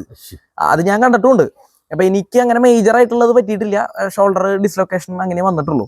എന്ന് വിചാരിച്ച് നമുക്ക് ഇതിപ്പോ ഒരു ഇത് കഴിഞ്ഞ് കഴിഞ്ഞാൽ ഇതൊക്കെ അങ്ങനെ ഇങ്ങനത്തെ സംഭവങ്ങൾ കാണുമ്പോൾ കണ്ടിട്ട് അങ്ങനെ മനസ്സ് പതറ അങ്ങനെ എന്തെങ്കിലും സംഭവം ഇല്ല? അങ്ങനെയൊന്നും വന്നിട്ടില്ല. ഇല്ല. ഇപ്പൊ ഈ ഇവന്റിൽ തന്നെ എനിക്ക് സാറ്റർഡേ സൺഡേ ആയിരുന്നു ഇവന്റ്. സാറ്റർഡേ എനിക്ക് ഇഞ്ചുറി പറ്റി, ബൈക്കിന്റെ ചെറിയ ഒരു ഇഷ്യൂവും. എനിക്ക് ആ ജമ്പില് നമുക്ക് ക്രോസ് ചെയ്യാണ്ട് ഞാൻ വീണിട്ട് എനിക്ക് എണീക്കാൻ പറ്റിയില്ല. ഒരു മിഡിൽ ബാക്ക് ഇഞ്ചോർഡായി. അപ്പൊ അത് കഴിഞ്ഞ് അവിടെ അപ്പോളോ ഹോസ്പിറ്റലിൽ, മണിപ്പാല ഹോസ്പിറ്റലായിരുന്നു. അതില് അവരുടെ അസിസ്റ്റൻസ് ഉണ്ടായപ്പോ അവര് കൊണ്ടുപോയി നോക്കിയിട്ട് കാര്യങ്ങളൊക്കെ ചെയ്തിട്ട് അവരൊന്നും ഓടിക്കാൻ പറ്റില്ല എന്ന് പറഞ്ഞു. എന്നിട്ടാണ് ഞാൻ സൺഡേ ഓടിച്ചത്. അപ്പൊ അതുകൊണ്ട് പേടിച്ചിട്ട് അങ്ങനെ മാറില്ല. നമുക്ക് ഇതിൽ റേസിംഗിൽ ഇത് അറിയാം ഇങ്ങനെയാണ് സംഭവിക്കുന്നുള്ളത്. അപ്പൊ അങ്ങനെ നമുക്ക് റോഡിൽ ഇറങ്ങാൻ പറ്റില്ല, അതുകൊണ്ടല്ല. പിന്നെ ഈ ഞാൻ ചോദിക്കുന്നത്, സ്വാഭാവികമായിട്ടും ഈ റേസിംഗ് എന്ന് പറയുന്ന ഒരു സംഭവം ഇപ്പൊ കരിയർ ആണെന്ന് കൂടിയിട്ട് ശ്രീറാം പറയുണ്ടായി. അപ്പൊ ഞാൻ ചോദിക്കുന്നത്, ഇതെങ്ങനെയാണ് ഒരു കരിയറായിട്ട് ഇതിലെന്തെങ്കിലും, അതായത് ഇതൊരു നേരം പോക്കിന് വേണ്ടി, എൻ്റെ ഒരു മിഥ്യാധാരണ ഉണ്ടോ, ഇത് നേരം പോക്കിന് വേണ്ടി വൈൻഡ് റേസ് ചെയ്യുന്നു, അങ്ങോട്ട് പോകുന്നു, പിന്നെ കുറച്ച് ഷൈൻ ചെയ്യാൻ വേണ്ടി ഓടുന്നു എന്നതിൽ കവിഞ്ഞ് ഇതിൽ ഉള്ള ഒരു കരിയറിസ് എന്താണ്? ഇതൊരു ജോലിയായിട്ട് ഇതിന് എന്തെങ്കിലും ഭാവി ഉണ്ടോ? ഇതില് ഭാവിയുണ്ട്. അതെന്ന് വെച്ച് കഴിഞ്ഞാൽ ഇവിടെ ഇപ്പൊ എല്ലാവർക്കും അത് അറിയില്ലുണ്ടാവില്ല. ഇപ്പൊ ഈ ചേട്ടൻ പറഞ്ഞ പോലെ റോട്ടിൽ ഇങ്ങനെ റേസ് ഓടിക്കാന്നുള്ളത് തന്നെ. അതെ, അത് എങ്ങനെയാ വെച്ചാൽ നമ്മൾ ഈ ചെറുപ്പത്തിലേ തുടങ്ങിയ അപ്പൊ തന്നെ നമുക്ക് അതിൽ നിന്ന് ഇപ്പൊ ഫാക്ടറികൾ നമ്മളെ റിക്രൂട്ട് ചെയ്യും. ഇപ്പൊ കൂടുതൽ വന്നിട്ടുണ്ട്. ഇപ്പൊ TVS ഉണ്ട്, ഹീറോ ഉണ്ട്, KTM ഉണ്ട്, വേറെ ടീമുകൾ വന്നോണ്ടിരിക്കുന്നുണ്ട്. അപ്പൊ ഇത് എങ്ങനെയാ വെച്ചാൽ നമ്മൾ ട്രെയിനിങ് ചെയ്യണ പോലെ ഇരിക്കും. മെയിൻ ആയിട്ട് ഇതിൽ നമുക്കൊരു ക്യാരക്ടർ എന്നുള്ള, ഇപ്പൊ നമ്മുടെ പേഴ്സണൽ ക്യാരക്ടറും ഒക്കെ കൂടി വേണം. അപ്പൊ എനിക്കറിയാം നന്നായിട്ട് റേസ് ഓടിക്കുന്നവരുണ്ട്, അവർക്ക് ഒരു ഭാവി ഇല്ലാണ്ട് പോയ ആൾക്കാർ എനിക്കറിയാം. എന്റെ ക്യാരക്ടറിന്റെ ഇഷ്യൂ വരണം. അപ്പൊ നമുക്കത് ടോട്ടലി നമ്മളെല്ലാം മോൾഡ് ചെയ്ത് കൊണ്ടുവരണം. ഇപ്പൊ നമ്മളത് പോണ ലെവലുകളും അല്ലെങ്കിൽ നമ്മളെവിടെ ബേസ് ആയിട്ട് നമുക്കൊരു ഫാമിലിന്ന് തന്നെ ഇപ്പൊ സപ്പോർട്ട് ചെയ്യണം. വീട് പണിയണ പോലെ ബേസ് ഇല്ലാണ്ട് തറയില്ലാണ്ട് പണിയാൻ പറ്റില്ല എന്ന് പറഞ്ഞ പോലെ അവിടെ നിന്ന് സപ്പോർട്ട് ഉണ്ടെങ്കിൽ നമുക്ക് കറക്റ്റ് സ്പോൺസർമാരെ കറക്റ്റ് പിടിച്ച് ട്രെയിനിങ് അതേപോലെ എടുത്ത് അങ്ങനെ കയറി വന്നു കഴിഞ്ഞാൽ നമുക്ക് നാഷണൽ ചാമ്പ്യൻഷിപ്പ് ഓടിക്കണം. അതിലൊരു സീസണൊക്കെ ഓടിച്ച് പോയിന്റ് ലീഡൊക്കെ വന്നു കഴിഞ്ഞാൽ അവരെ റിക്രൂട്ട് ചെയ്യും. പിന്നെ അവിടെ മാസം ശമ്പളം ഉണ്ട്. പിന്നെ ചാമ്പ്യൻഷിപ്പ് ജയിച്ചു കഴിഞ്ഞാൽ വേറെ പൈസ വരും. പിന്നെ അവരുടെ കുറെ അനുകൂല്യങ്ങളുണ്ട്. ഈ 5-star ഫെസിലിറ്റീസ് ശ്രീറാം നേരത്തെ പറയണ്ടേ, എന്താണ് ആ ഒരു നമുക്ക് ഒരു റൈസർ എന്ന് പറയുമ്പോൾ നമുക്ക് സമൂഹത്തിലുള്ള ഒരു അങ്ങനെ എന്തെങ്കിലും നല്ല ഒരു എന്താ പറയുക സപ്പോർട്ടീവ് ആയിട്ടുള്ള അല്ലെങ്കിൽ പരിഗണന അങ്ങനെ കിട്ടിയിട്ടുണ്ട്? അത് ഞാനിപ്പോ അന്ന് TVS തന്നെ കൊണ്ടുപോയി. അപ്പൊ അന്ന് എനിക്കറിയില്ല എന്താ എങ്ങനെയാ പോണ്ടേന്നൊക്കെ അറിയില്ല. അപ്പൊ ഞാൻ ഇവിടെ നിന്ന് ട്രെയിനിലാണ് പോയത്. അന്ന് ഹൊസൂരാണ് ഫാക്ടറി. അവിടെ പോയപ്പോ അവരെന്റെ അടുത്ത് ഫോണിൽ കോൺടാക്ട് ചെയ്ത് സ്ഥലത്ത് ഒരു ഹോട്ടലിൽ പോയാൽ മതി എന്ന് പറഞ്ഞു. അവരെ പോയ ഉടനെ എനിക്ക് ഒരു സ്യൂട്ട് റൂമിന്റെ താക്കോല തന്നത്. അപ്പൊ നമ്മൾ അങ്ങനെ ഒന്നും പോയിട്ട് നമുക്ക് ഒരിക്കലും താമസിക്കാൻ പറ്റില്ല പെട്ടെന്ന്, കാരണം അത്രയും എക്സ്പെൻസീവ് അല്ലേ. അത് കഴിഞ്ഞ് പിന്നെ അവർക്ക് ഫുഡ് അവിടെ വരുന്നു. നമ്മള് പൈസ ഈ നമ്മൾ ഫിലിമിലൊക്കെ കാണുന്ന പോലെ നമ്മളെല്ലാം കഴിച്ചാൽ എന്തെങ്കിലും ബില്ലുണ്ടെങ്കിൽ ഒപ്പിട്ട് കൊടുത്താൽ മതി. പിന്നെ അതെ, അവരാണ് ബില്ലൊക്കെ കമ്പനി സെറ്റിൽ ചെയ്തോളും. പിന്നെ കാലത്ത് കാർ വന്നു. അത് കഴിഞ്ഞ കാറിൽ നമ്മൾ പോയി അവിടെ ഫാക്ടറിയിൽ ഫ്രണ്ടിലെ ആൾക്കാർ നമുക്ക് വേണ്ടി 2 പേര് വെയിറ്റ് ചെയ്യാണ്. അപ്പൊ അതിന്റെ ഉള്ളിലേക്ക് അങ്ങനെ കടക്കാൻ പറ്റില്ല. റേസർമാർ എന്ന് പറഞ്ഞാൽ റേസേഴ്സ് ആണെങ്കിൽ അവിടെ അധികം സെക്യൂരിറ്റി ഒന്നുമില്ല, നമുക്ക് ഭയങ്കര വാല്യൂ ആണ്. അത് കഴിഞ്ഞ് അതിന്റെ ഉള്ളിൽ വേറെ ഡിപ്പാർട്ട്മെന്റ്, അവിടേക്ക് ആൾക്കാർ വരും, 3-4 പേര് വരും, വണ്ടി ചെയ്ത് തരും, ഭക്ഷണം കഴിക്കാൻ കൊണ്ടുപോകുന്ന ആൾക്കാർ, പ്ലേറ്റ് കഴുകിയൊക്കെ ആൾക്കാർ, എല്ലാത്തിനും ആൾക്കാർ അവിടെ. പിന്നെ അവര് ഫ്ലൈറ്റ് എന്ത് ചാർജാലും അവരെടുത്തോളൂ.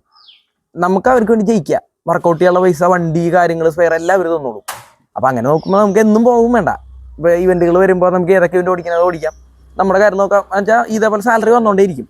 നമുക്ക് അത് കഴിഞ്ഞ് ജോലിയായിട്ട് അവിടെ വേണം. അപ്പൊ കുറച്ച് നാള് അവിടെ നമ്മൾ ഓടിച്ചു, പിന്നെ വേണ്ട ജോലിയായിട്ട് വേണം എന്ന് പറഞ്ഞു കഴിഞ്ഞാൽ നമുക്ക് അവിടെ കയറണമെങ്കിൽ തന്നെ മിനിമം ഡിഗ്രി വേണം, അല്ലാണ്ട് അവർ കേട്ടില്ല. മറ്റേ എൻ്റെ അടുത്ത് ആദ്യം ചോദിച്ചത് എത്ര റേസ് ജയിച്ചു എന്നല്ല എന്താ പഠിച്ചിട്ടില്ലെന്ന് ചോദിച്ചു. ഞാൻ പറഞ്ഞു MBA കഴിഞ്ഞിട്ടുണ്ടെന്ന് പറഞ്ഞു.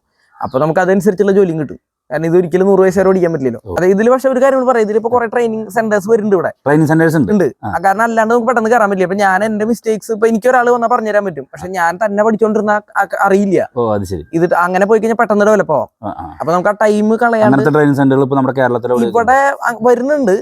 മെയിൻ ആയിട്ടുള്ള ബാംഗ്ലൂരാണ്, തമിഴ്നാട്, പിന്നെ ഉള്ളത് ബാംഗ്ലൂരാ. പ്രൊഫഷണൽസിനെ വെച്ച് ചെയ്യണതൊക്കെ അവിടെയാ. അത് ശരി. ഇപ്പോ ശ്രീറാം ഇങ്ങനെ ഒരു പാതയെ കൂടെ പോയിക്കൊണ്ടിരിക്കുകയാണ് റൈസ് ചെയ്തിട്ട്. ഇങ്ങനെ പോയിക്കൊണ്ടിരിക്കുന്ന സമയത്ത് പിറകിൽ ഇത് കാണുന്ന കുറെ ആൾക്കാരുണ്ട്, നമ്മുടെ പുതുതലമുറ. അവർക്ക് കൊടുക്കാൻ പറ്റുന്ന, അതായത് നമുക്കറിയാം, നമുക്കിപ്പോ കുറെ റൈസർമാർ ഈ റോഡിൽ കൂടെ നമുക്ക് അസ്വസ്ഥമാക്കി പോകുന്നത്. ഇതെന്താണ് ഈ റൈസിങ് എന്ന് പറയുന്ന സംഗതി? അതൊരു കലയാണ്, അതിലൊരു കരിയറുമാണ്. അത് ഡെവലപ്മെന്റ് ചെയ്യാനും അതുപോലെ ഇപ്പോൾ സമൂഹത്തിൽ ഇപ്പോൾ ഉള്ള ഈ റോട്ടിൽ കൂടെ ഉള്ള റൈസിങ് സംഭവങ്ങളും അതിനേക്കാൾ ഉപരി എന്താണ് ഈ റൈസിങ് എന്ന് ഒരു ചെറിയൊരു ആകെ ടോട്ടൽ മൊത്തം ഒരു സന്ദേശം പറയാനായിട്ട് എന്താ ഉള്ളത്? അതിപ്പോ അവരുടെ അടുത്ത് പറയുകയാണെങ്കിൽ മെയിൻ ആയിട്ട് ഇതിലേക്ക് ഇപ്പൊ എങ്ങനെ വരികയെന്ന്. ഇപ്പൊ റേസിംഗ് എന്ന് പറഞ്ഞാൽ എന്താ വെച്ചാൽ ഓൾറെഡി ഫാമിലി സപ്പോർട്ട് ചെയ്യില്ല. പെട്ടെന്ന് റേസിംഗ് അതൊരു കരിയർ ഉണ്ടോ ഇല്ലയോ ചേട്ടൻ നേരത്തെ ചോദിച്ചാൽ പ്രശ്നമുണ്ട്. അപ്പൊ അവരെന്താ വെച്ചാൽ പെട്ടെന്ന് കിട്ടുന്ന ഒരു വണ്ടി എടുത്തു റോട്ടിൽ യൂസ് ചെയ്യുന്നുള്ളതാണ്. ഇതിലേക്ക് അങ്ങനെ വരാൻ പറ്റില്ല. ഇതില് വരണമെങ്കിൽ ഭയങ്കര ബുദ്ധിമുട്ടാ. അവര് പറഞ്ഞ ഞാൻ റോട്ടിൽ റേസർ എന്ന് പറഞ്ഞാൽ റേസറേ അല്ല. റേസറേ അല്ല. അതെ അതെ അതെ. അത് എനിക്ക് അവരോട് നമുക്കൊരു വില കൊടുക്കാൻ പറ്റില്ല. അപ്പൊ എന്റെ അടുത്ത് റോട്ടിൽ പോവാന്ന് പറഞ്ഞാൽ വരില്ല. ഇപ്പൊ ഞാൻ സത്യം പറഞ്ഞ ഉപയോഗിക്കുന്ന പഴയ വണ്ടികളാ. ഈ റോട്ടിൽ കാണിക്കുന്ന സംഭവം അതിന് ശ്രീരാമൻ എന്നിട്ട് പറയാം, അത് വളരെ അസ്വസ്ഥമാക്കിയിട്ട് ശരിക്കും പറഞ്ഞാൽ നല്ല റേസർ അങ്ങനെ പോവില്ല, ഒരിക്കലും പോവില്ല. ഇപ്പൊ എനിക്കിപ്പോ അവിടെ ഇത്ര ഓടിക്കുന്ന ആൾക്കാരാണ്, എനിക്ക് വണ്ടിക്ക് കൺട്രോൾ ഉണ്ട്, എനിക്ക് കുറച്ചും കൂടി ഫാസ്റ്റ് ആയിട്ട് എല്ലാ കാര്യങ്ങളും ചെയ്യാൻ, അൺഎക്സ്പെക്ടഡ് ആയിട്ട് പറഞ്ഞ കാര്യങ്ങളൊക്കെ എനിക്ക് ചെയ്യാൻ പറ്റും. അപ്പൊ പിന്നെ എനിക്ക് എന്നാലും ഞാൻ അവരോട് പോവില്ല. അത് ഒരു കാര്യമില്ല. അതിൽ നമുക്ക് മെഡലോ കിട്ടില്ല, അല്ലെങ്കിൽ നമുക്കൊരു കരിയർ ഒന്നും ബിൽഡ് ചെയ്യാനില്ലല്ലോ. അത് അത്രേ ഉള്ളൂ. റോഡ് പൊളി എന്ന് പറയാൻ പറ്റുള്ളൂ. റോഡ് പൊളി. അതെ, റോഡ് പൊളി റേസിംഗ് അവിടെ പെട്ടിയിൽ വെച്ചോട്ടെ. ഇത് വേറെ റേസ്. നിങ്ങൾ ഇതിലേക്ക് വരൂ. പറഞ്ഞു കേട്ടില്ലേ, റോഡ് പൊളി റേസിംഗ് അവിടെ വെക്കുക. അത് പല്ലടിച്ച് കിടക്കും, മുകളിലേക്ക് നോക്കി പല്ലടിച്ചിരിക്കാം. പക്ഷെ ഈ റേസിംഗ് കരിയർ റേസിംഗ് ആണ്. ഇത് വേറെ സംഭവം. അതാണ് നമ്മുടെ ശ്രീറാം പറഞ്ഞത്. ഇതിന് കുറെ ബുദ്ധിമുട്ടുണ്ട്. പെട്ടെന്ന് ഒരാൾ വന്നു, ഞാൻ റോഡിൽ പോകുന്ന വെച്ചിട്ട് ആൾക്ക് ഞാൻ ഈ ബൈക്ക് കൊടുത്ത് കഴിഞ്ഞാൽ ജയിക്കില്ല. ഞാൻ ചിലപ്പോൾ സ്റ്റോക്ക് കൊണ്ട് വെച്ചിട്ട് ആളെ ഓവർടേക്ക് ചെയ്ത് പോകും. അതില് അത്ര വർക്കൗട്ട് കാര്യങ്ങള്, ഫുഡ്, ഡയറ്റ്, ഇതിനൊക്കെ ഭയങ്കര എക്സ്പെൻസീവ്. അപ്പൊ നമ്മള് ഡയറ്റ് ചെയ്യണമെങ്കിൽ തന്നെ ഭയങ്കര എക്സ്പെൻസീവ്. നമുക്ക് ഇഷ്ടമുള്ള ഫുഡ് കഴിക്കാൻ പറ്റില്ല. ഉണ്ട്. അപ്പൊ നമുക്ക് ഇത് ചെയ്യുമ്പോൾ ഇത് ഇഷ്ടമുള്ള ഫുഡ് എല്ലാം കഴിക്കാൻ പറ്റിക്കൊള്ളണമെന്നില്ല. എന്നെ പോലുള്ള ശരീരം വെച്ചിട്ട് ഒരാൾക്ക് റൈസർ പറ്റില്ല. ഞാനിപ്പോ ടൂറ് പോയിട്ട് ഏകദേശം ഒരു 10 കൊല്ലായി. ഒട്ടും പോകാറില്ല. കാരണം ഫുൾ ടൈം നമ്മൾ ഈ ഒരു ഇപ്പൊ ഞാൻ സംസാരിക്കുമ്പോ തന്നെ ചിലപ്പോ ഭയങ്കര സ്പീഡ് തോന്നും. അത് ഞാൻ ചോദിക്കാനായിട്ട് വിട്ടു. ഇപ്പൊ ശ്രീറാം സംസാരിക്കുമ്പോഴേ നമ്മുടെ ഈ പണ്ടത്തെ സൂപ്പർ ഫാസ്റ്റ് ബസ് ഉണ്ടല്ലോ, ഇപ്പോഴത്തെ അല്ല, ഒരു വിട്ട് കഴിഞ്ഞാൽ അടുത്ത ഡെസ്റ്റിനേഷൻ മാത്രമാണ് സംഗതി ഉള്ളൂ എന്ന് പറഞ്ഞ മാതിരിയാണ്. അപ്പൊ ഞാൻ ചോദിക്കുന്നത്, ഈ ബൈക്കിൽ നമ്മൾ കയറി റൈസ് ഈ മനസ്സിൽ വരുന്ന സംഭവം അത് ജീവിതത്തിലേക്ക് എന്തെങ്കിലും കണക്ട് ആയിട്ട് വരും? നമ്മുടെ മൊത്തത്തിലുള്ള സ്ലാങ് മറ്റു കാര്യങ്ങൾ അത് ഓട്ടോമാറ്റിക്കലി എന്റെ മൈൻഡ് സെറ്റ് അങ്ങനെ വർക്ക് ചെയ്യുക. അതിപ്പോ എനിക്കത് ചിലപ്പോൾ ജഡ്ജ് ചെയ്യാൻ പറ്റില്ല. ഇപ്പൊ എന്റെ ഫ്രണ്ട്സ് അത് പറയാം, അങ്ങനെ ഭയങ്കര സ്പീഡ് ഓട്ടോമാറ്റിക്കലി എന്റെ മൈൻഡ് ഫുൾ ടൈം ഈ സ്പീഡിലാണ് വർക്ക് ചെയ്യുക. അപ്പൊ ഞാൻ വർക്ക്ഔട്ട് ചെയ്യുകയാണെങ്കിലും റേസ് ഓടിക്കുകയാണെങ്കിലും എനിക്ക് ഡെസ്റ്റിനേഷൻ നമ്മൾ ഫസ്റ്റ് അടിക്കണം, അല്ലെങ്കിൽ അത് ഫിനിഷ് ചെയ്യാന്നുള്ള ഒരു സംഭവമാണ് മനസ്സിൽ വരിക. വണ്ടിയുമ്പോ കയറിയപ്പോ പിന്നെ മനസ്സിലുള്ള ഇതാണ്, എങ്ങനെയെങ്കിലും ഫസ്റ്റ് അടിക്കണം. ഹെൽമെറ്റ് ഇട്ട് കഴിഞ്ഞാൽ പിന്നെ വേറെ ഒന്നുമില്ല. നമുക്ക് നേരെ എന്ത് പറ്റിയാലും ഇപ്പൊ നമ്മൾ വീണിട്ടായാലും നമ്മൾ എങ്ങനെ വന്നാലും അതിൽ അടിക്കാന്നുള്ളതാണ്. അപ്പൊ ആ ഒരു ഇത് നമുക്ക് നോർമലി അത് ബേസിക് ആയിട്ട് എന്റെ ലൈഫ് 10 വർഷമായി ഞാൻ ഇത് തന്നെയാണ് ചെയ്തോണ്ടിരിക്കുന്നത്. അപ്പൊ ടൂർ പോയിട്ടില്ല, അല്ലെങ്കിൽ സിനിമയ്ക്ക് പോക്ക് കുറവാ, കാര്യങ്ങൾ ഇതൊക്കെ കുറവാ, കൂട്ടുകാരികളുടെ കൂടുതൽ കുറവാണ്. അപ്പൊ അങ്ങനെ വരുമ്പോ ഓട്ടോമാറ്റിക് ബേസിക് ആയിട്ട് എന്റെ നേച്ചർ അങ്ങനെയായി. ഈ റൈസർമാര് അന്തർമുഖന്മാരാണെന്ന് പറയണതിൽ എന്തെങ്കിലും വല്ല കാമ്പുണ്ടെന്ന്? അത് വെച്ചാലേ നമ്മള് നോർമൽ ടോക്സ് നമുക്കില്ല.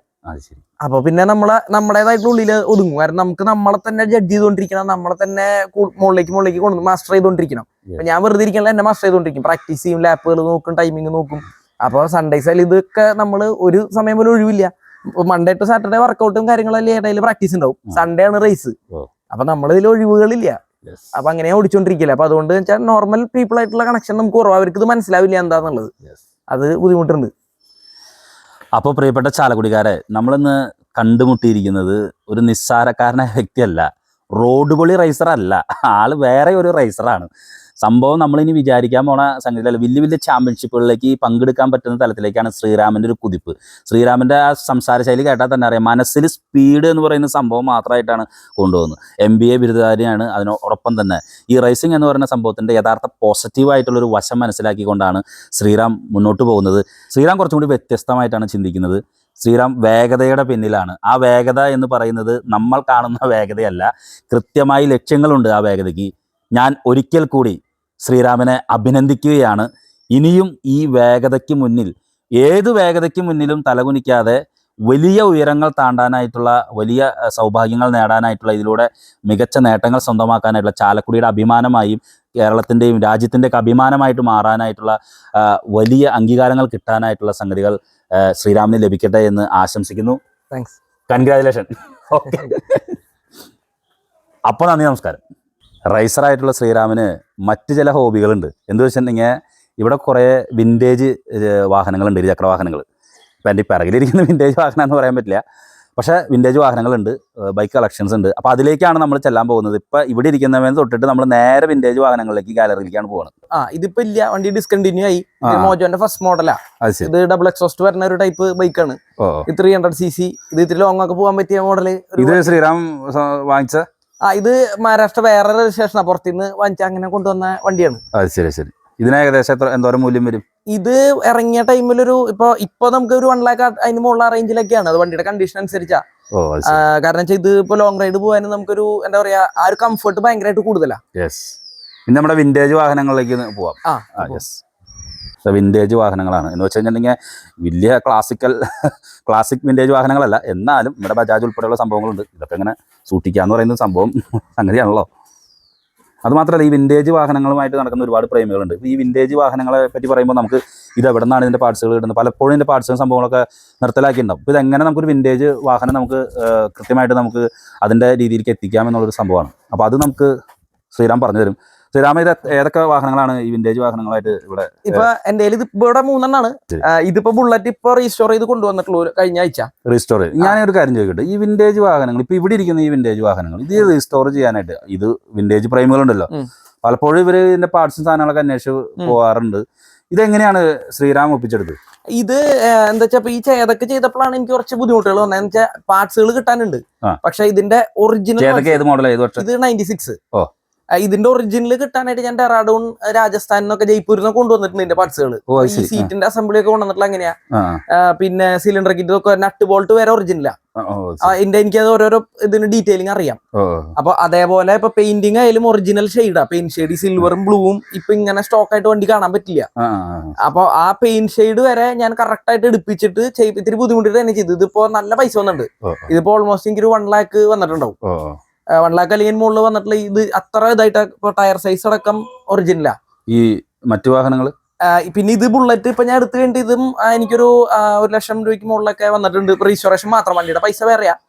അപ്പൊ അതും ഫുൾ ഇതേപോലെ എന്റെ രീതിക്കാണ് ഞാൻ ചെയ്തിട്ടുള്ളത് വണ്ടീനെ. പിന്നെ ഇത് CD100. നമ്മുടെ പഴയ ഞങ്ങളൊക്കെ 90കളുടെ പ്രിയപ്പെട്ട വാഹനം. അതെ, ഇത് ഈ വണ്ടികളൊക്കെ ഞങ്ങൾക്ക് വീട്ടിൽ പണ്ട് ഉണ്ടായിരുന്ന. ഇത് ഷോറൂമിൽ നിന്ന് ഇറക്കിയിട്ട് ഇപ്പോഴും ഒറ്റ ആളുടെ പേരിൽ ഞങ്ങളുടെ വീട്ടിൽ തന്നെ ഇരിക്കണേ. അതെ, 96 ഷോറൂമിൽ നിന്ന് ഇറക്കിയത്. പിന്നെ ഈ വണ്ടി വീട്ടിലുണ്ടായിരുന്ന. അപ്പൊ ഇത് പിന്നെ വാങ്ങിച്ചിട്ട് ഞാൻ റീസ്റ്റോർ ചെയ്ത വേറെ ആളുടെ അടുത്ത് നിന്ന് വാങ്ങിച്ചിട്ട്. ഇതിന്റെ എഞ്ചിനും എല്ലാം പുത്തനാ, ഒന്നും പഴയതില്ല. എല്ലാം അങ്ങനെയാണ് ചെയ്തിട്ടുള്ളത്, ഈ 3 വണ്ടികളും. അപ്പൊ ഇതിന് തന്നെ നമുക്ക് ആ ഒരു റേസിൽ നിന്ന് കുറച്ച് മാറി നിന്നപ്പോ ആ ഒരു ഹോബി ഇതിൽ അങ്ങനെ ചെയ്തെടുത്തതാണ്.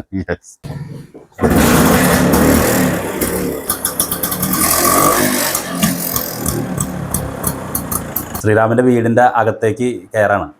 അപ്പോൾ സംഭവം നമുക്കറിയാം, നമ്മുടെയൊക്കെ വീടിൻ്റെ അകത്തളങ്ങളിലേക്ക് കയറി ചെന്നാൽ എന്തായിരിക്കും? TV ഉണ്ടാവും, ഫ്രിഡ്ജ് ഉണ്ടാവും, വലിയ ഷോക്കേസ് ഉണ്ടാവും. പക്ഷെ ശ്രീറാമിൻ്റെ ആ കരിയറിനോടുള്ള, ആ സ്വപ്നത്തോടുള്ള ഒരു വലിയ താല്പര്യവും സ്നേഹവും കാണിച്ചിരിക്കുന്ന ഒരു കാഴ്ച ഞാൻ നിങ്ങൾ കാണിച്ചു തരാം. അകത്തേക്ക് കയറുമ്പോൾ തന്നെ ഒരു ഷീറ്റിട്ട് മൂടി വെച്ചിരിക്കുന്ന ഒരു സംഭവം കാണാൻ സാധിക്കും. എന്താണത്? അകത്തേ എന്നിട്ട് തന്നെ ചോദിക്കാം. ശ്രീറാം, ഇതെന്താ ഈ ഒരു ഷീറ്റിട്ട് മൂടി ഇരിക്കുകയാണല്ലോ, ഇതെന്താ സംഭവം? ഇത് ഞാൻ നാഷണൽ ചാമ്പ്യൻഷിപ്പ് ഓടിച്ച ഒരു വണ്ടിയാണ്. ഞാൻ പറഞ്ഞത് നേരത്തെ 2017 റാലി ചാമ്പ്യൻഷിപ്പ് ഓടിച്ചു, ഇന്ത്യൻ നാഷണൽ റാലി ചാമ്പ്യൻഷിപ്പ്. അതിന് ഉപയോഗിച്ചൊരു വണ്ടി. അതിപ്പോ ഞാൻ റീസ്റ്റോർ ചെയ്തിട്ട് എടുത്തു വെച്ചിരിക്കുക വീടിന്റെ അകത്ത്. കണ്ട, ഇതാണ് ശ്രീറാമിന്റെ ആ ബൈക്കിനോടുള്ള സ്നേഹം. വീടിന്റെ ഉള്ളിലാണ് ബൈക്ക് സൂക്ഷിച്ച് വെച്ചിരുന്നത്. കണ്ട,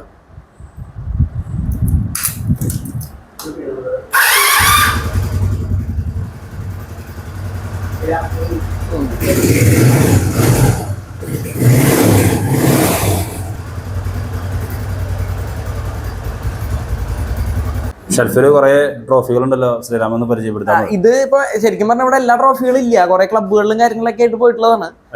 കുറെ പിന്നെ നമുക്ക് കുറച്ച് എന്താ പറയാ, ഇപ്പൊ ഒരു വെള്ളപ്പൊക്കത്തൊക്കെ വന്നപ്പോ കുറച്ചൊക്കെ അങ്ങനെ പോയി. അപ്പൊ ഉള്ളതൊക്കെ നമ്മൾ ഇവിടെ ചെയ്തു. അപ്പൊ ഇതാണ് ഇപ്പൊ ലേറ്റസ്റ്റ് ആയിട്ട് വന്നിട്ടുള്ള ഹോൾ ഷോട്ട് വിന്നറിന്റെ കിട്ടിയിട്ടുള്ള ഒരു മെഡല്. പിന്നെ ഇതെന്നൊക്കെ പറഞ്ഞാൽ ഞാൻ എന്താ പറയാ, ഇപ്പൊ തുടക്കം ഓടിച്ച ഒരുവിധം ട്രോഫികളെങ്കിൽ ഉള്ളത് ഞാൻ എടുത്തു വെച്ചിട്ടുണ്ട്. ഇപ്പൊ എന്താ പറയാ, ഇതൊക്കെ ഇവിടെ ഉണ്ടായിരുന്ന ഓൾ ഇന്ത്യ റേസിന്റെ ഇവന്റ്സിന്റെ ട്രോഫീസ് ആണ് ഇതൊക്കെ. പിന്നെ അതുപോലെ തന്നെ ഒരു ഫിലിമിൽ അഭിനയിച്ചിട്ടുണ്ട്, അങ്ങനെ കുറെ കാര്യങ്ങളൊക്കെ അതിലുണ്ട്. പിന്നെ മെയിൻ ആയിട്ട് ഞാൻ നേരത്തെ പറയാത്തത്, ഈ ട്രോഫികൾ കിട്ടാന്ന് പറഞ്ഞാൽ ഞാൻ ഓടിച്ചിട്ട് മാത്രം കിട്ടിയിട്ടുള്ളതല്ല, ഇതിന്റെ പിന്നെ മെക്കാനിക്കുകൾ ഉണ്ട്. അതിൽ എനിക്ക് മെയിൻ ആയിട്ട് സപ്പോർട്ട് ചെയ്തിട്ടുള്ളത് സുജിത്ത് എന്നുണ്ട്, കണ്ണൻ എന്ന് പറഞ്ഞിട്ട് മെക്കാനിക്ക സുജിത്ത് എന്ന് പറഞ്ഞിട്ട്. ആള് കാർ മെക്കാനിക്കാണ്. പക്ഷെ ബൈക്ക് എനിക്ക് വേണ്ടി മാത്രമാണ് ആള് ചെയ്യുന്നത്. ആളുള്ളത് പഴുവിൽ എന്ന് പറഞ്ഞ സ്ഥലത്താണ്. വേറെ ആർക്കും വേണ്ടി ആള് ചെയ്യുന്നില്ല. അപ്പൊ എനിക്ക് വേണ്ടിട്ട് തന്നെ ആളുടെ ഇന്ന് പൈസ ഇറക്കിയിട്ടും ആളുടെ ടൈം കാര്യങ്ങളൊക്കെ മാറ്റി വെച്ചിട്ടും കൂടി വരണകൊണ്ടാണ് എനിക്ക് ട്രോഫികൾ കിട്ടണത്. പ്രിയപ്പെട്ട ചാലക്കുടിക്കാരെ, ഇതറിയാലോ, നമ്മുടെ വൈദ്യ മാഷാണ്. നമുക്ക് മാഷോട് ഈ ശ്രീരാമിൻ്റെ റൈസ് കമ്പവും ഇതൊക്കെ ഒരു അച്ഛനെന്ന നിലയ്ക്ക് മാഷ് എങ്ങനെയാണ് ഇതിനെ പറ്റിയിട്ട് മാഷിനൊരു വിലയിരുത്തലുണ്ടാവുമല്ലോ. തീർച്ചയായിട്ടും ഒരു കാലഘട്ടത്തിൽ ഇവിടെ ഒന്നും ഇല്ലാതിരുന്നൊരു ടെക്നോളജി ചാലക്കുടിക്കാർക്ക് പരിചയപ്പെടുത്തി കൊടുത്ത മാഷാണ്. അപ്പോൾ ഈ റൈസിങ്ങിനെ പറ്റിയിട്ട് മാഷ് ഒരു അച്ഛനെന്ന നിലയ്ക്ക് എങ്ങനെയാണ് അച്ഛൻ്റെ ഉള്ള ഒരു വിലയിരുത്തൽ എന്താണെന്ന് നമുക്ക് ചോദിക്കാം. ഏകദേശം ഒരു 10 വർഷം മുമ്പ് തന്നെ ഇതിനോട് വളരെ താല്പര്യം കാണിച്ച വ്യക്തിയാണ്. പുള്ളി പണ്ട് ഈ ബൈക്ക് സ്റ്റണ്ട് ആണ് ചെയ്തിരുന്നത്. പിന്നീടാണ് ഇതിൻ്റെ വ്യാപ്തി മനസ്സിലാക്കിയിട്ട് പുള്ളി തന്നെ അതൊക്കെ ചേഞ്ചായിട്ട് വന്നത്. ഇതിൽ വളരെയധികം നല്ല ഇതുണ്ട്, ഫോട്ടോ ഇതുണ്ട്. ഇതൊന്നിലും പെടാതെ പുള്ളി വളരെ നീറ്റായിട്ട് പുള്ളി ഇതിനെപ്പറ്റി ശരിക്കും മനസ്സിലാക്കുകയും ഇതിനു വേണ്ടി അശ്രാന്ത പരിശ്രമമാണ് ചെയ്തുകൊണ്ടിരിക്കുന്നത്, രാവും പകലും ഇല്ലാതെ. ഇതിൽ ഞങ്ങൾ മൗനാനുവാദം കൊടുത്തത്. പ്രത്യേകിച്ച് ആകുലത ഉണ്ടെങ്കിലും ഇതിൻ്റെ അപകട സാധ്യത മറ്റുള്ള കാര്യങ്ങളൊക്കെ ഞങ്ങൾക്ക് അറിയാമായിരുന്നുവെങ്കിലും പുള്ളിയുടെ ഇൻട്രസ്റ്റോടി പോവുക എന്നുള്ളതാണ് ഉദ്ദേശിച്ചത്. അതുപോലെ തന്നെ മറ്റുള്ള ആൾക്കാരെ ട്രെയിൻ ചെയ്യാൻ വേണ്ട സൗകര്യങ്ങളും പുള്ളി ചെയ്തു കൊടുക്കുന്നുണ്ട്, പുള്ളിക്കറിയാം.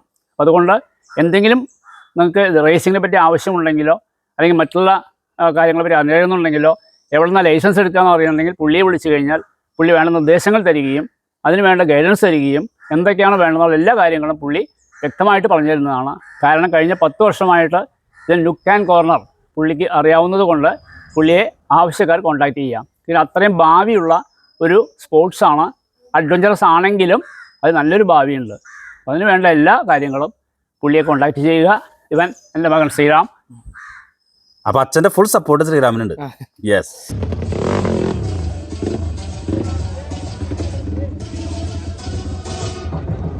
Well done, Sriram. Congratulations. Now, to encourage all the riders